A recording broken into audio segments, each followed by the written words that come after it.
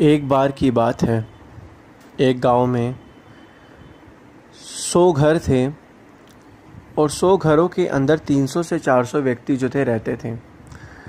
उस गांव की एक खासियत थी कि उस गांव में बिजली नहीं थी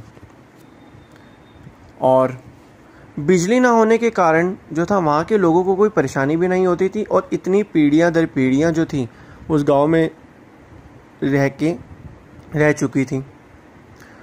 लेकिन एक दिन क्या हुआ, उस गांव से एक व्यक्ति कहीं दूर किसी शहर में गया और वहाँ पर उसने देखा कि ये क्या चीज़ है, क्योंकि उस गांव में लोग इतने समय से अंधेरे में रह रहे थे, उनको बिजली नाम का कोई शब्द ही नहीं पता था, कोई पता ही नहीं था कि बिजली नाम की भी कोई चीज़ होती है। तो गांव में से एक व्यक्ति जब कोई काम के सिलसिले से कहीं बाहर शहर में गया तो वहाँ देखा कि यहाँ पे तो कोई इतनी चमकाहट है, इतनी बिजली है। तो उसने कहा कि जब यहाँ बिजली है तो हमारे गाँव में बिजली क्यों नहीं हो सकती।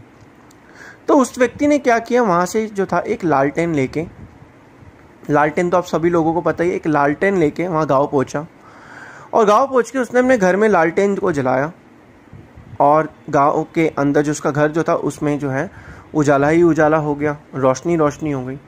अब ऐसे में गांव के जो बाकी सारे घर थे जिसमें अंधेरा था, उन लोगों ने देखा कि इस घर के अंदर रोशनी कैसे हो रही है, इतना उजाला कैसे हो गया।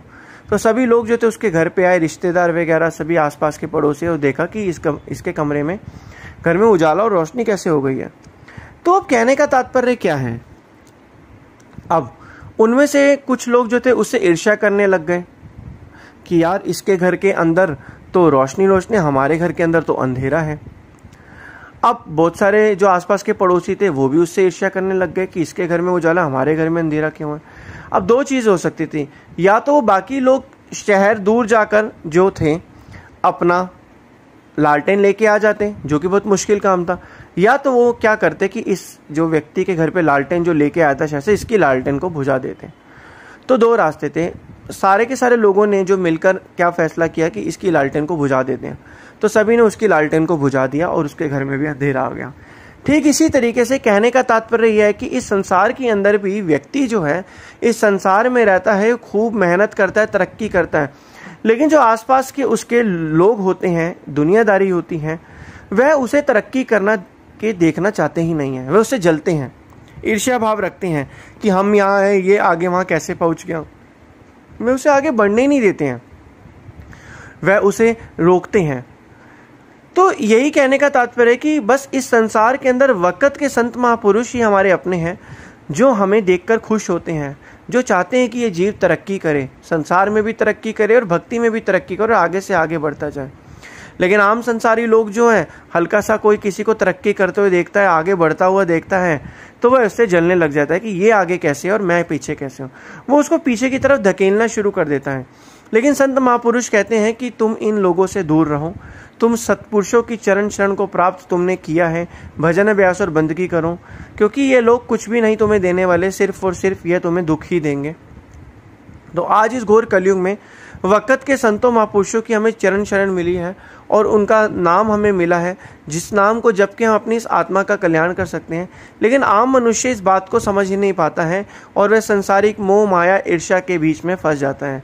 लेकिन जो गुरुमुख जन होते हैं, हम जैसे और आप जैसे, वह क्या करते हैं, वह जो है सत्पुरुषों की चरण शरण को प्राप्त करके निष्काम भाव से कर्म करते हैं और सबका अच्छा सोचते हैं, सबको तरक्की करते हुए देखकर खुश होते हैं।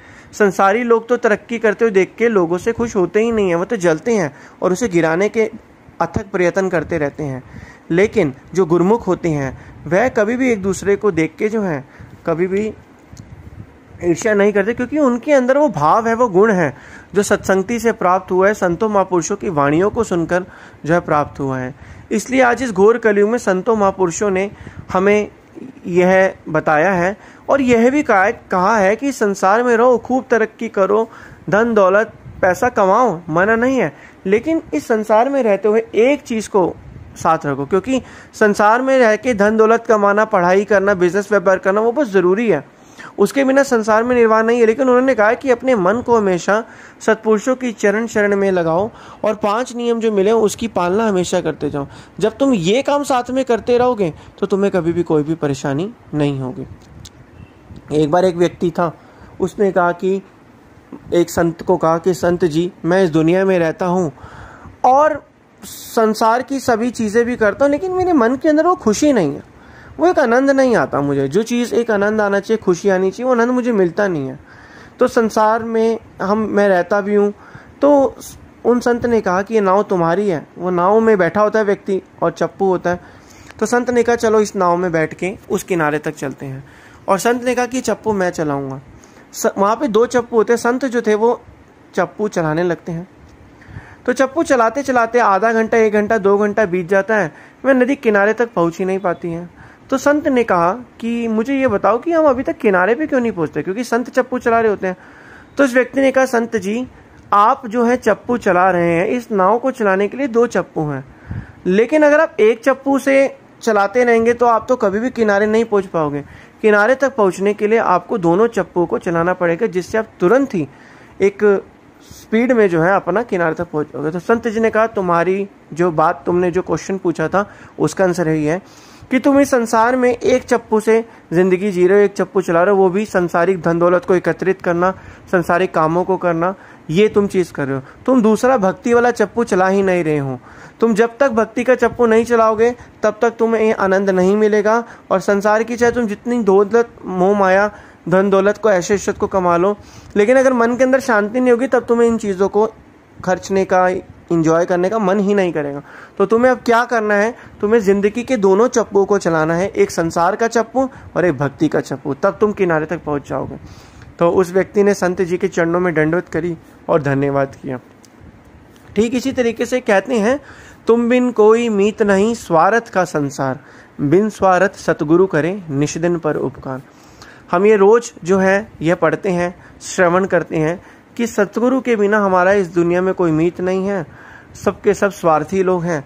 लेकिन एक संत महापुरुष ही हैं जिन्हें जीवों की चिंता है और जो चाहते हैं कि ये जीव को जो जन्म मिला है आत्मा के कल्याण के लिए मिला है।